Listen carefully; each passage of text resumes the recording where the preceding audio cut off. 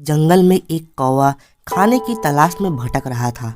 भटकते भटकते वह एक पेड़ के पास पहुंच जाता है जिसमें बहुत ही सुंदर सुंदर फल लगे हुए थे। इतने सुंदर फल को देखकर कौवे के मुंह में पानी आ जाता है। वाह वाह, कितने सुंदर फल हैं! बहुत देर से भूख लगी थी, अभी इतने सुंदर फलों को खाकर बहुत ही मजा आ जाएगा।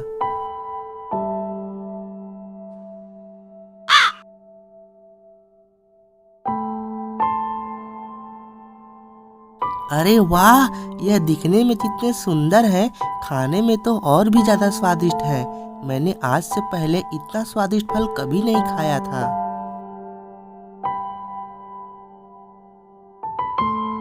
अरे मैं धीरे धीरे बड़ा क्यों होने लगा? ये क्या हो रहा है मेरे साथ? मैं बड़ा कैसे हो रहा हूँ?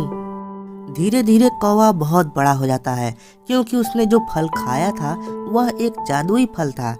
इस फल को खाने के बाद कोई भी पक्षी राक्षस बन जाता है। मेरे इस विशालकाय शरीर को देखकर जंगल के सभी पक्षी मुझसे डरेंगे और उनके इसी डर का फायदा उठाकर मैं इस जंगल का राजा बन सकता हूँ। आइडिया अच्छा है। अब मैं बनूंगा इस जंगल का राजा।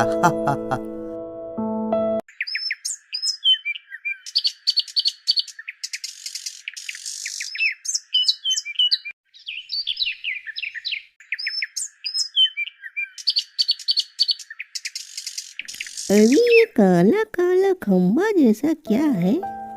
पता नहीं भाई, पहले तो नहीं था। ये तो किसी का पैर लग रहा है। अरे नहीं यार, इतना बड़ा किसी का पैर थोड़ी होता है। हेलो, तुम दोनों क्या बातें कर रहे हो? ये कौन बोला भाई? मुझे क्या पता, मैंने तो नहीं बोला।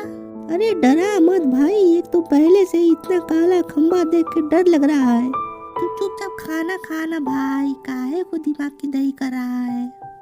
तुम दोनों इतना धीरे धीरे क्या बात कर रहे हो, मुझे भी बताओ। अरे कौन बोल रहा है यार? अरे बाप रे, इतना बड़ा कौवा, भागो रे! अरे पागल, उधर नहीं, इधर भाग! अबे तू कौवे की तरफ क्यों भागने लगा था पागल?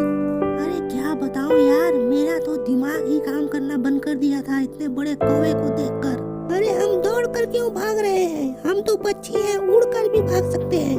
अबे हाँ यार, सही कहा, मैंने तो ये सोचा ही नहीं। भागो!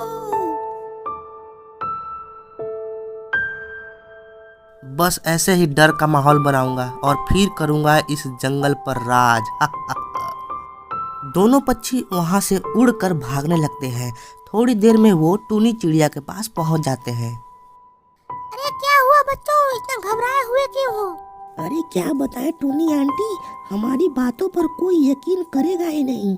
पर हुआ क्या है वो तो बताओ। यकीन करना ना करना वो सब तो बात की बात है।